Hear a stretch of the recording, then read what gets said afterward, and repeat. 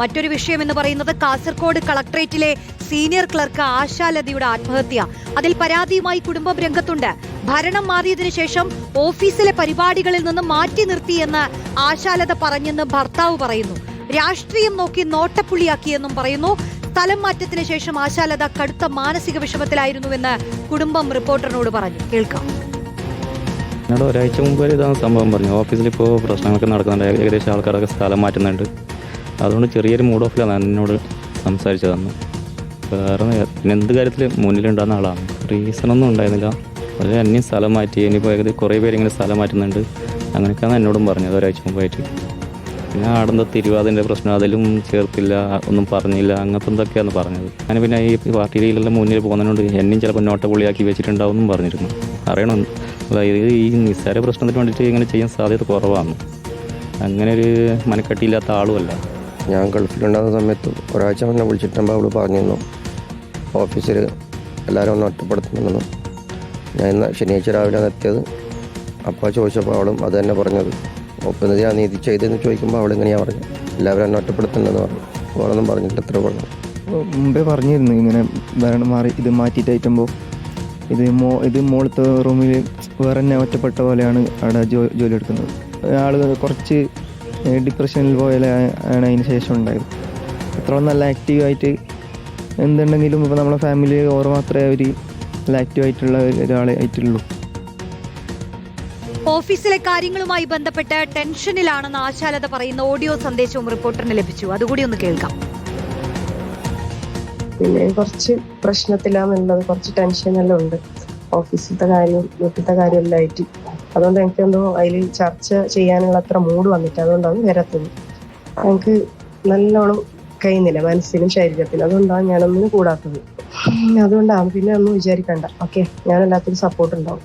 ഇതുവരെ ഉണ്ടായ പോലെ തന്നെ ഇനിയും ഉണ്ടാവും. അരുൺ പൂപ്പറമ്പ് നൽകും വിശദാംശങ്ങൾ. അരുൺ, പുതിയ സർക്കാർ അധികാരത്തിൽ വന്ന ശേഷം പല തലങ്ങളിലും കാണുന്ന ഒരു രാഷ്ട്രീയ വൈരാഗ്യം, അതിന്റെ ഇരയാണോ ആശാലത? കുടുംബത്തിന്റെ ആരോപണങ്ങൾ എത്രത്തോളം ഗൗരവതരമാണ്?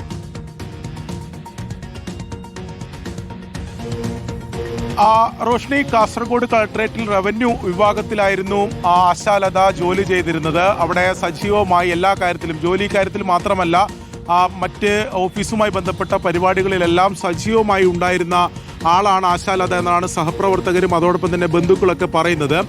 ഈ ഭരണം മാറിയതിനു ശേഷം പെട്ടെന്നാണ് ഒരു മാറ്റം ആശാലതയെ സംബന്ധിച്ചിടത്തോളം ഉണ്ടായത്. എൻഡോസൾഫാൻ സെല്ലിലേക്കാണ് മറ്റു മുന്നറിയിപ്പ് ഒന്നുമില്ലാതെ ആശാലതയെ മാറ്റിയത്. ആ സ്ഥലം മാറ്റത്തിന് ശേഷം വലിയ മാനസിക വിഷമത്തിലായിരുന്നു ആശാലത ഉണ്ടായിരുന്നതെന്നാണ് ബന്ധുക്കൾ ഇപ്പോൾ ആരോപിക്കുന്നത്. അതിൽ പരാതിയുമായി കുടുംബം, ഭർത്താവ് ഉൾപ്പെടെ രംഗത്ത് വരുന്ന സാഹചര്യമാണുള്ളത്. ഇവരോട് സഹോദരങ്ങളോടും അതോടൊപ്പം തന്നെ ഭർത്താവിനോടും പലതവണ ആ മാനസിക വിഷമത്തെ സംബന്ധിച്ച്, മാനസിക സമ്മർദ്ദത്തെ സംബന്ധിച്ച് ആശാലത ആ കാര്യങ്ങൾ പങ്കുവച്ചിരുന്നു എന്നാണ് അവർ പറയുന്നത്. ഈ ഭരണം മാറിയതിനു ശേഷം കൂട്ടത്തോടെയുള്ള സ്ഥലം മാറ്റം ഉണ്ടാകുന്നു. തന്നെയും ഈ ഇടത് രാഷ്ട്രീയത്തിന്റെ ഭാഗമായിട്ടുള്ള NGO യൂണിയൻ ജില്ലാ കൗൺസിൽ അംഗമാണ് ആശാലത. അതുകൊണ്ട് തന്നെ തന്നെയും നോട്ടപ്പുള്ളിയാക്കിയിട്ടുണ്ട്. തന്നെ സ്ഥലം മാറ്റിയത് അതിൻ്റെ ഭാഗമായിട്ടാണ്. അതുകൊണ്ട് തന്നെ അതിൻ്റെ ഒരു മാനസിക സമ്മർദ്ദം ഉണ്ടായിരുന്നു. സ്ഥലം മാറ്റത്തിൻ്റെ മാത്രമല്ല, അതിനുശേഷം ഓഫീസിൽ വലിയ രീതിയിൽ ഒറ്റപ്പെടൽ നേരിട്ടു എന്നതാണ് പറയുന്നത്. ഈ ഓണാഘോഷ പരിപാടിയുമായി ബന്ധപ്പെട്ട് ഈ തിരുവാതിര പരിശീലനമൊക്കെ നടന്നിരുന്നു. അതിലൊക്കെ കഴിഞ്ഞ തവണയൊക്കെ വളരെ സജീവമായി ഇടപെട്ടതും അതിന് നേതൃത്വം നൽകിയ ആളാണ് ആശാലത. എന്നാൽ അതിൽ നിന്നൊക്കെ മാറ്റി നിർത്തി, അതിൻ്റെ ഗ്രൂപ്പിൽ നിന്ന് പോലും പുറത്താക്കി എന്നുള്ള കാര്യങ്ങളൊക്കെ സഹോദരങ്ങളോട് ആശാലത പങ്കുവച്ചിരുന്നു. അങ്ങനെ ഓഫീസിൽ പൂർണ്ണമായും ഒറ്റപ്പെട്ടു പോയി. അതായത് റവന്യൂ വിഭാഗത്തിൽ കൂടുതൽ ജോലിക്കാരൊക്കെ ഉണ്ടായിരുന്ന, സഹപ്രവർത്തകരുണ്ടായിരുന്ന ഒരിടത്ത് നിന്ന് വളരെ സജീവമായി ഇടപെട്ടുകൊണ്ടിരുന്ന ഒരാൾ പെട്ടെന്ന് എൻഡോസൾഫാൻ സെല്ലിലേക്ക്, അധികമൊന്നും സഹപ്രവർത്തകർ അവിടെ ഇല്ല. അങ്ങനെ ആ മാറ്റത്തിന് മറ്റ് കാരണങ്ങളും ഇല്ല. അതുകൊണ്ട് തന്നെ ആ മാനസിക സമ്മർദ്ദമാണ് ആശാലതയ്ക്കുണ്ടായത്. ഇതേ തുടർന്നാണ് ആശാലത ജീവൻ ഒടുക്കിയതെന്നാണ് എന്തായാലും ബന്ധുക്കൾ ആരോപിക്കുന്നത്. ഇതിൽ കൃത്യമായ അന്വേഷണം വേണം എന്ന് അവർ ആവശ്യപ്പെടുന്നു. നിലവിൽ 2 അന്വേഷണം ഇതിൽ നടക്കുന്നുണ്ട്. വകുപ്പ് തല അന്വേഷണത്തിന് ജില്ലാ കളക്ടർ നിർദ്ദേശം നൽകിയിട്ടുണ്ട്. ADM-നാണ് അന്വേഷണ ചുമതല. അതിൽ റിപ്പോർട്ട് സമർപ്പിക്കുന്നതിന് വേണ്ടി നിർദ്ദേശം നൽകിയിട്ടുണ്ട്. അതോടൊപ്പം തന്നെ പോലീസിന്റെ അന്വേഷണവും ഇതിൽ നടക്കുന്നുണ്ട്. ആശാലതയുടെ ഫോൺ ഉൾപ്പെടെ പോലീസ് കസ്റ്റഡിയിലെടുത്തിട്ടുള്ള കാര്യങ്ങൾ ഫോൺ ഉൾപ്പെടെ പരിശോധിക്കുകയാണ്. എന്തായാലും നീതി വേണം എന്നതാണ് ആ കുടുംബം ആവശ്യപ്പെടുന്നത്. മറ്റെന്തെങ്കിലും ഒരു കാരണം ഈ ജീവൻ ഒടുക്കുന്നതിൽ ആശാലതയ്ക്കുണ്ടായിരുന്നില്ല എന്ന് ആ ബന്ധുക്കൾ ആവർത്തിച്ചു പറയുന്നു. അവരോട് പലതവണയായി പങ്കുവച്ചിട്ടുള്ള ഈ മാനസിക സമ്മർദ്ദം, ആശങ്കകളെക്കുറിച്ചുള്ള ആ കാര്യങ്ങൾ തന്നെയാണ് കുടുംബം പറയുന്നത്. എന്തായാലും അതിൽ അന്വേഷണം ഇപ്പോഴും നടക്കുകയാണ്. കൃത്യമായ അന്വേഷണം, അതിൽ എല്ലാ തരത്തിലുള്ള അന്വേഷണവും വേണം എന്നതാണ് ആ ബന്ധുക്കൾ ആവശ്യപ്പെടുന്നത്.